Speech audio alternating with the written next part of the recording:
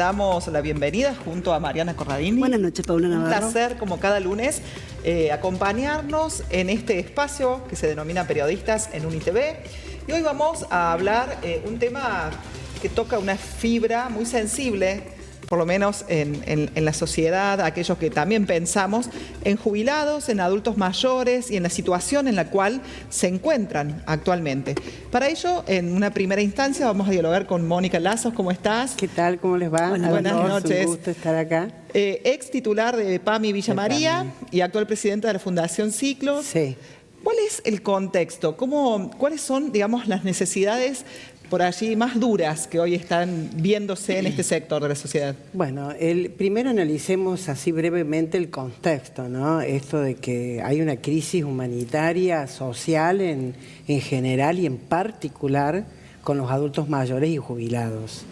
Esto se debe a que, bueno, tenemos un salario, o sea, no podemos evitar decirlo, porque en realidad con el bono estarían en 290.000 pesos, ni llegan a los 300.000 pesos, un bono que congelado de 70.000 pesos, ahora con la posibilidad del veto, que espero que los diputados y senadores puedan estar a la altura de las circunstancias y de lo que realmente necesitan nuestros mayores, ¿no? Que han dado todo en esta vida y es imposible que con 300.000 pesos puedan estar viviendo, ¿no? 300.000 pesos en el mejor de los casos, ¿no?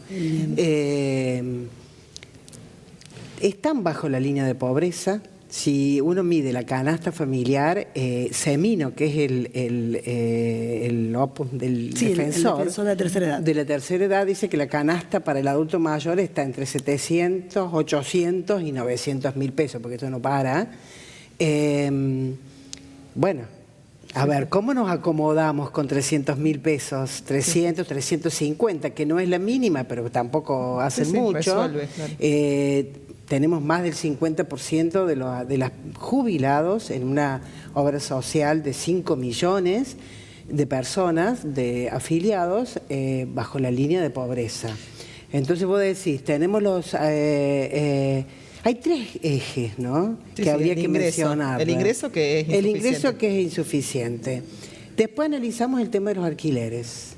Si la persona, el jubilado, alquila... imposible. Es imposible.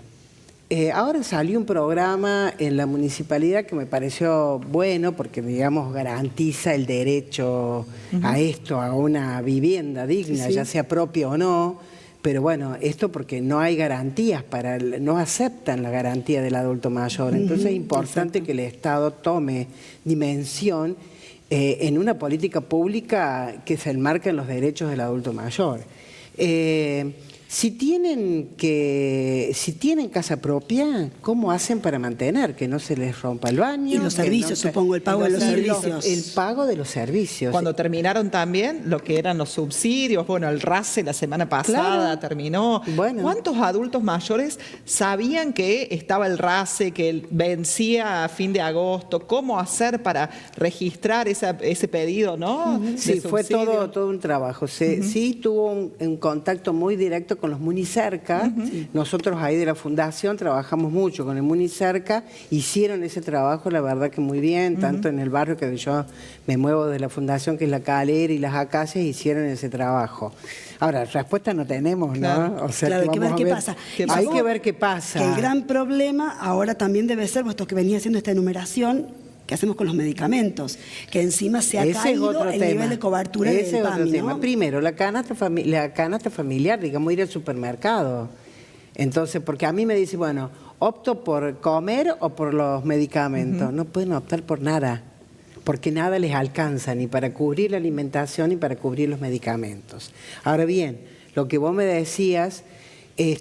después que la Cámara, los diputados y senadores modifican la ley que le otorgan un 8.1%, que en realidad es lo que le deberían haber dado en marzo, porque le dieron 12 y pico, o sea que es una recompensación nada más. Encima, casi en el mismo instante, el PAMI readecúa El tema de los medicamentos, la cobertura, así lo nombraron el director, reeducación de los medicamentos y reorganización administrativa. ¿Viste estos títulos largos para decir te saco o te achico? Siempre el ajuste es a través de los jubilados. Bueno, ¿qué pasó? El Vademecum, que era del 100% de los medicamentos, tenemos ya 45 medicamentos, digamos, principios activos, porque habría que diferenciar. Eran 167 principios activos. Bien. Es la forma, la droga, para que nos entiendan mejor. Y son alrededor de 3.000 especialidades medicinales con distintas marcas de laboratorios de la industria, ¿no es cierto?, que era el convenio que tenía el PAMI anteriormente. Ahora sacaron 42 de esos medicamentos y no es que tengan los medicamentos que no utilizan, no. Hay hipertensivos. Claro. Todas las asociaciones de hipertensivos, por ejemplo, que es de nueva generación, los últimos hipertensivos no cubren. Claro, directamente. Entonces, no los cubre. No los cubre. Y pasa, teníamos el 80%, pasan el 60%. Estamos hablando de medicamentos muy caros, muy caros. Ahora, se descuentan el porcentaje. El porcentaje ya que estábamos manejando antes ya no se maneja más. El de 80% de descuento pasó a un 40% de descuento. Sí se sostiene la cronicidad en las terapias, pero tampoco puedo decirlo con certeza porque la verdad que los únicos informantes claves son ellos. Cuando van a la farmacia y dicen no te cubre más. Claro. Entonces empezaron sacando 11 y a hoy en la actualidad 45 y no sé si mañana pasado tenemos otra noticia o los mismos personas, los mismos afiliados vienen y nos dicen no me cubre más el medicamento. O sea, yo lo veo también, tengo mucho contacto con los centros de jubilados y con la gente de la fundación. Hay medicamentos de psiquiátricos como la quetiapina y además el tema también de los analgésicos. Digo, vivir con dolor no es bueno y además hasta sacaron la morfina.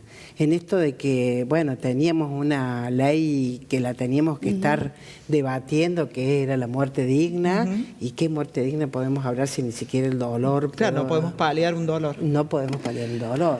Una descripción cruel. Muy cruel. Mónica, sí, es cruel. Gracias por haber venido, gracias por acompañarnos en esta noche en que queremos hablar de los adultos mayores y quién mejor que vos para ayudarnos en eso. Gracias, y además es un tema tan importante y la difusión es muy importante. Seguro que sí. La difusión es muy importante. Muchas gracias. Gracias, Mónica. Gracias, Mónica Aldazos, ex titular del PAMI Villa María y presidenta de Ciclos.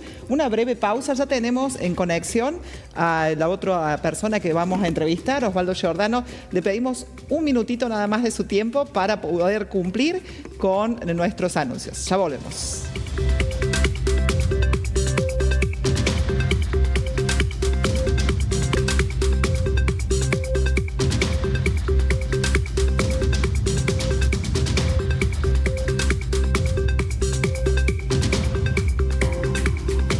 Segundo bloque, seguimos hablando de veto y de reforma previsional.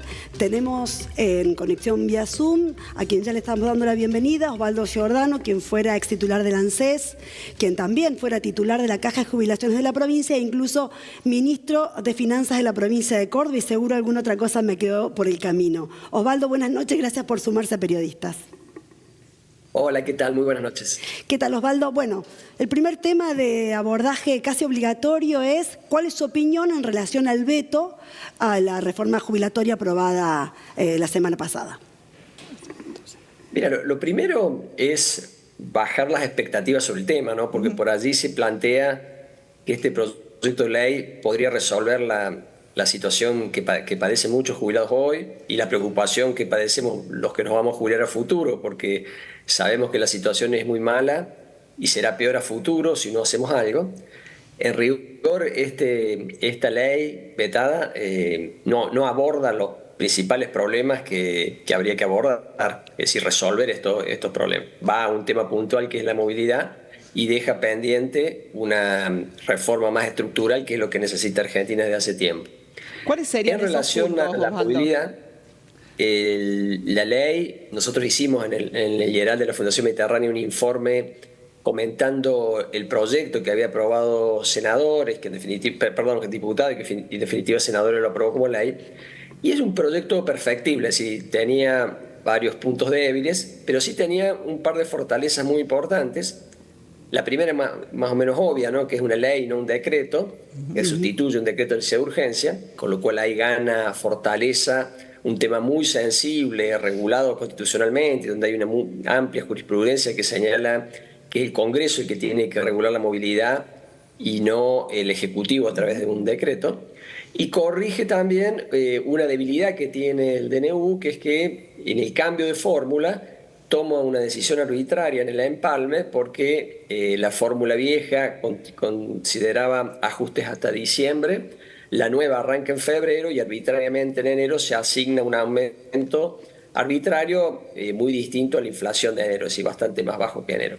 Al establecer un mejor empalme también ahí gana en fortaleza. Por eso creo que esos son los dos puntos, las dos razones por las cuales creo que el veto es un error, que se podría haber incorporado, aceptado esta ley y que había instrumentos en manos del Ejecutivo que podrían haber compensado los costos que se alegan como problema dado que afectan el equilibrio fiscal. Por ejemplo, el Fondo de Garantía de Sustentabilidad, Osvaldo, ¿podría haber servido para salir en auxilio y no afectar el superávit?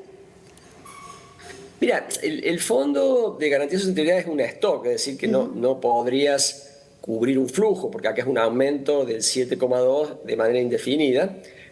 Sí podría haberse usado, pero eso ya era un error de la ley, el Fondo de Garantía para pagar las deudas de jubilados que hace muchos años que tienen juicio, que tienen sentencia firme y que arbitrariamente y de manera ilegal ANSES no le paga, o las deudas con las empresas, con las provincias, con las cajas de también jubilaciones. hay deudas que ya están judicializadas en muchas provincias y que en algún momento va a tener que pagar el Estado Nacional, y ahí sí tendría lógica usar un activo que tiene el ANSES, el Fondo de Garantía, para pagar un pasivo que tiene el ANSES, que son estas deudas. En el caso del flujo, digamos, del aumento del 7,2, lo que planteamos en este informe que preparamos en el Geral de Fundación Mediterránea es que actualmente el gobierno maneja casi 14% del gasto total a través del bono de 70.000 pesos, que lo maneja discrecionalmente. Si no necesita una ley, lo cambia, lo puede alterar. De hecho, se paga en función de un decreto. Se podría explorar la alternativa de que ese bono, que hoy se paga de manera indiscriminada, es decir, lo cobran los jubilados de menores haberes, pero lo cobran todos, habiendo ahí gente que realmente lo necesita, que es su único ingreso y que por lo tanto es fundamental que se siga pagando el bono, pero hay mucha gente que tiene otro ingreso, por ejemplo, otra jubilación, una pensión, trabaja en relación de dependencia como autónomo o tiene bienes que demuestran otra fuente de ingreso. Se podría focalizar mejor ese bono y de esa manera compensar el impacto de la ley. Eso es lo que planteamos en este informe y sería una manera no solo de respetar, digamos, la decisión del Congreso, sino de darle más solidez al equilibrio fiscal, porque hoy hay equilibrio fiscal gracias a este DNU, pero sabemos que este DNU va a generar juicios, con lo cual es un equilibrio fiscal relativo, porque bueno, la contabilidad pública no lo registra este gasto que se está devengando. Si fuera una empresa privada estaría obligada a hacer previsiones por los juicios y el gasto sería más grande. En la contabilidad pública eso no existe, pero la realidad es que sí existe. Y por lo tanto, este veto, en definitiva, no es que consolide el equilibrio fiscal, sino que patea para adelante un problema. Osvaldo, buenas noches. ¿Cuáles serían entonces esas herramientas, además de esto que describió, ¿no? De pensar en hacer un mejor diagnóstico de quiénes podrían o no recibir el bono, de cuánto sería el bono, o sea, de tener como un mapeo más preciso de esto que usted planteaba? ¿Cuáles serían entonces, si le bajamos la expectativa que el miércoles esto pueda tener los 2/3? ¿Qué herramientas usted, como buen técnico que es y que ha trabajado en la Caja de Jubilaciones de Córdoba, podríamos pensar para revertir esta situación, esta difícil situación? Mira, como te digo, yo creo primero bajar las expectativas, ¿no? Esto resuelve solo un problema es la movilidad regulada por DNU, que es una mala práctica, que está generando, va a generar a futuro problemas, como digo, de juicios, y que la ley, si bien perfectible, por ejemplo, lo que recién hablábamos, no resuelve el tema de los juicios, no resuelve el tema de las cajas, porque no establece, por ejemplo, esta regla de que se use el fondo de garantía para pagar esa deuda, sí podría, digamos, resolver este tema de que, bueno, por ley quede regulada la movilidad y no debería generar un problema fiscal si se está dispuesto a mejorar la focalización del bono.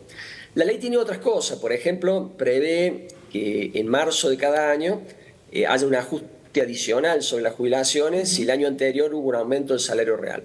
Eso también muchos economistas lo han criticado, creo que erróneamente, porque si el salario crece, también crecen los ingresos de ANSES. Por lo tanto, no hay ahí un riesgo de que esto comprometa el equilibrio fiscal. De hecho, todo lo contrario, el aumento es el 50% del aumento de salario, con lo cual financieramente el ANSES va a estar mejor que si hay aumento de salario, compartir parte del aumento de los ingresos con los jubilados. De manera que tampoco ahí hay un riesgo. Creo que eso serían, con esta ley, los mecanismos que permitirían despejar este tema de la movilidad y abrir el camino para los temas más importantes, ¿no? Que es una reforma más integral, que es lo que necesita la Argentina, que es lo que han hecho otros países. Recientemente, por ejemplo, Uruguay lo ha hecho, y que lamentablemente creo que esta situación nos aleja, ¿no?, de ese punto, porque ni siquiera en un tema tan puntual como la movilidad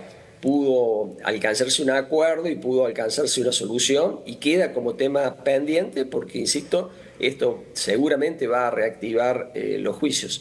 De escucharlo y escapándonos un poco de la coyuntura y de esta situación en particular que se da en el marco del veto y de la posibilidad de que diputados y senadores insistan, por lo que yo lo escucho, no está dentro de su creencia en función de cuál es la mejor forma de salir adelante para el sistema con el regreso de la FJP, ¿no? A ver, los sistemas de capitalización, y hay buena experiencia en el mundo, son sistemas que funcionan bien en gente con capacidad de ahorro, es decir, de cierto nivel de salario de la media para arriba y cierta permanencia en el mercado de trabajo. Allí funcionan bien y son una buena opción, y no es por insistir, pero por ejemplo Uruguay tiene un esquema como ese, ¿no? La gente de ingresos más altos hace aportes a sus cuentas y con eso mejora su haber. Pero no es una solución para todos ni para la mayoría, porque bueno, la mayoría de la gente tiene salarios más bajos, tiene mucha intermitencia, es decir, periodo de desempleo, periodo de empleo negro, y con lo cual el sistema de capitalización no funciona porque la gente ahorra relativamente poco, insuficiente para llegar a una jubilación razonable, y bueno, al momento de la jubilación se descubre que no hubo suficiente ahorro y por lo tanto la jubilación es insuficiente. Algo de eso está pasando en Chile y bueno, han hecho reformas para reforzar, digamos, las jubilaciones de este segmento que en países como el nuestro es muy masivo. Por lo tanto, hay que tenerlo como un pilar, se suele decir en materia de seguridad social, si se quiere un pilar menor, digamos, porque es para gente de cierta élite de niveles de ingreso, pero que es bueno, pero es bien usado, digamos, para ese tipo de población. Es decir, que podríamos pensar también en conformar en estas estrategias que usted plantea de volver a dialogar y de volver a pensar una ley de movilidad, no solamente de movilidad, sino una ley general para jubilaciones y que podría compartirse, digamos, estos dos sistemas, ¿no? Exactamente, yo creo que es imprescindible. Te diría que hay tres sistemas. Está el de la gente que hace muy pocos aportes y que hoy, de manera muy rudimentaria y con enormes problemas, se cubre a través de la moratoria, que es algo muy propio de la Argentina y que ha generado montones de problemas. Bueno, hay que tener un sistema que se denomina técnicamente no contributivo, es decir, el Estado se hace cargo de la gente que llega a la edad de retiro y que porque tuvo una vida laboral que no le permitió hacer aportes, no se puede la sociedad desentender de ella, y por lo tanto ahí hay un componente solidario, es decir, todos los ciudadanos pagamos impuestos para cubrir a esa gente.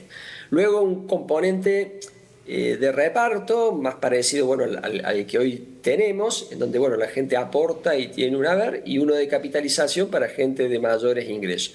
Esto de los tres pilares, que como les digo, por ejemplo, sin irse lejos, Uruguay lo tiene muy bien organizado, es una respuesta mucho mejor a lo nuestro, donde tenemos, por ejemplo, moratorias que son muy injustas porque accede gente de bajos ingresos que merecen, digamos, una cobertura a través del Estado, pero también gente que no lo necesite. Entonces se usan los fondos de los que aportaron para dar una cobertura a los que no aportaron y no lo necesitan.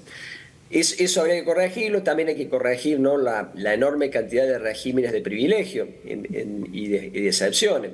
El régimen general ha pasado a ser la excepción, cuando debería ser justamente lo general. Bueno, deberíamos tener un esquema donde todos seamos igual ante la ley, es decir, que las reglas sean similares para todos. Hay que revisar también, por ejemplo, el tema de la pensión, que fue algo que se inventó, se creó hace mucho tiempo, con una realidad en el trabajo de las mujeres y en el acceso a la jubilación de las mujeres muy distinto a la actual. Sí, hay muchos temas, ninguno es fácil, son complejos, merecen estudio, análisis, discusión, pero un debate fundamental, porque de lo contrario no solo vamos a seguir angustiados con la situación actual, sino que tenemos buenas razones para estar más angustiados sobre el futuro, porque sabemos que la demografía juega en contra del sistema previsional y hace prever que si hoy estamos mal, mañana vamos a estar peor si no hacemos cambios. Y de allí la urgencia y la relevancia de hacer estos cambios lo antes posible, de la mejor manera posible.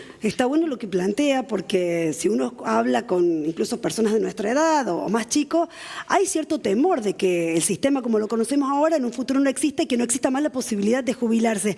¿Es posible pensar así? ¿Estamos en riesgo de que efectivamente sea así, Osvaldo?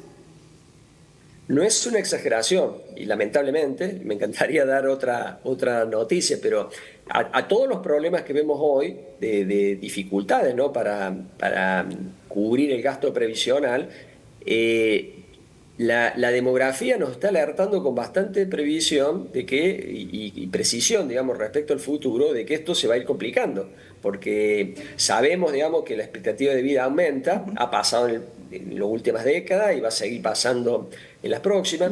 La natalidad baja, con lo cual hay menos gente que va a aportar. Es decir, hay un montón de factores que juegan en contra, por lo tanto no es hacer terrorismo, digamos, este planteo, sino alertar sobre la enorme trascendencia que tiene una reforma integral. De hecho, en el Pacto de Mayo, en el Acta de Mayo que firmaron el presidente con los gobernadores, el punto 9 se refiere a esto, y no es muy pertinente porque sabemos que es un problema muy serio a nivel nacional, pero también lo conocemos en Córdoba y en varias provincias, que también es un problema muy serio a nivel de los gobiernos locales. Es decir, para la provincia el gasto previsional ya representa más del 20% del gasto total y también con esta tendencia a crecer. De manera que es un tema de enorme trascendencia y es una lástima, digamos, que en este tema puntual de la movilidad no hayamos sido capaces de llegar a un acuerdo cuando existían todas las posibilidades de hacerlo. Osvaldo, nos quedan apenas unos minutos. Nos interesaría ahondar ahora en algún criterio político. En la arena política, pensar en Osvaldo Giordano, si usted puede estar dentro de las nominaciones para las elecciones de medio término, por ejemplo. Mira, me parece una exageración muy fuera de lugar respecto a lo que estamos viviendo pensar el año que viene. Y lo digo no solo por lo personal mío, sino por ahí lo noto, que me parece muy peligroso el planteo del gobierno, diciendo, bueno, vamos a esperar a ganar la elección el año que viene para recién hacer las reformas, por ejemplo, esta que estamos hablando recién de la previsional, una vez que ganemos la elección y tengamos mayoría. Un año y pico en las actuales situaciones es un montón de tiempo, y por lo tanto creo que hay que hacerlo ya, digamos, y hay que tratar de encontrar la vuelta para hacerlo ya.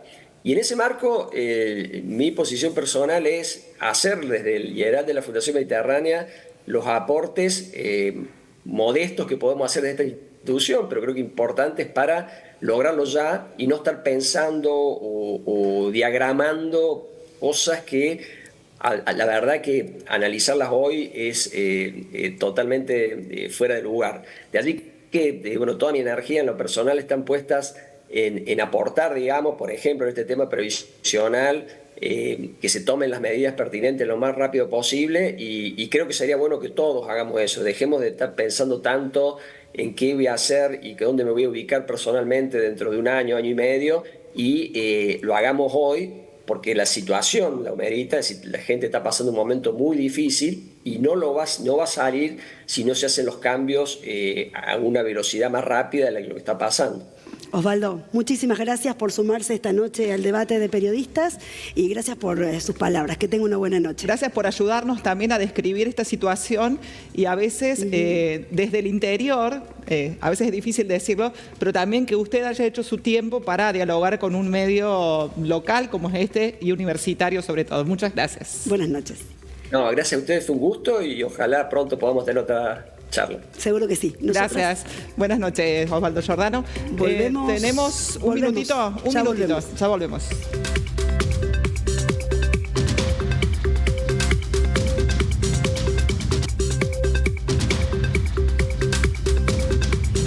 Muy breve para rescatar por un lado la coincidencia de nuestros invitados en relación con el panorama complejo actual y más complejo aún en futuro si no se hacen las modificaciones necesarias. Y en segundo punto, destacar de lo que dijo recién Osvaldo Giordano, que le esquivó el cuerpo a cualquier cuestión vinculada con su futuro político, pensando que por allí falta tanto y la situación es tan compleja que pensar en eso es una irresponsabilidad. Me quedo también con eso. Pensamos también con Mariana que esta semana va a ser clave. El miércoles, por lo que tiene que ver con esto en diputados. El jueves, donde se va a trabajar también lo de el presupuesto universitario.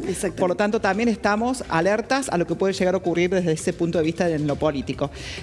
Por otro lado, agradecer, como es habitual, a quienes ponen al aire el equipo técnico de UniTV. Pueden recuperar este contenido jueves y domingos a la hora 21:30 por el mismo canal y también por las redes sociales y gracias al equipo de redes que nos acompaña todos los lunes y durante las pastillitas que hacemos en la semana. A Erika Fecia por el peinado, a Lilu por la indumentaria. Buenas noches. Muchas gracias.